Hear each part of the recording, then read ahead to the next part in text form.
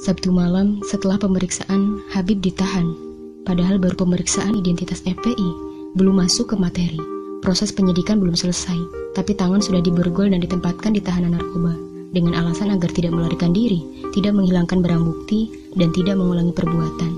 Habib penuhi surat pemanggilan dengan kooperatif dan datang sendiri, tapi Polri menyampaikan menyerahkan diri dan main menahan meski penyidikan belum selesai dan belum masuk materi. Bukankah seharusnya menyelesaikan penyidikan terlebih dahulu kemudian ke tahap pengadilan?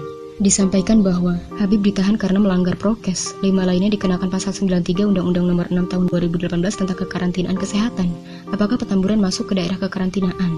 Tak cukup pasal tersebut, ternyata dilayangkan pasal baru, khusus Habib dikenakan pasal 160 KUHP tentang penghasutan untuk melakukan kekerasan dan pasal 216 KUHP tentang menghalang-halangi ketentuan undang-undang. Apakah Habib melakukan penghasutan tersebut dan menghalang-halangi ketentuan undang-undang yang dimaksud? Sejatinya, pasal 160 dan 216 ini merupakan delik material dan harus ada akibat yang konkret. Di sisi lain, pasca penembakan terhadap 6 anggota FPI masih sepi, tempat penembakan tak menyisakan jejak sama sekali. Tak ada garis polisi, semua bersih seolah tak terjadi. Saksi mata yang memandikan jasad korban sudah menyampaikan dengan sejelasnya. Keluarga sudah menyampaikan dengan dukanya. Bahkan barang handphone yang dimiliki korban tak pernah dikembalikan. Kemudian kasus korupsi yang ditangkap dalam 2 pekan waktu itu, seolah membias dan tak dipertontonkan kembali. Bagaimana keadilan di negeri ini? Korupsi bermiliaran rupiah merugikan negara dan merampas hak warga yang kelaparan, warga yang kesulitan, dan hanya berharap dari dana bansos yang ternyata dikurangi.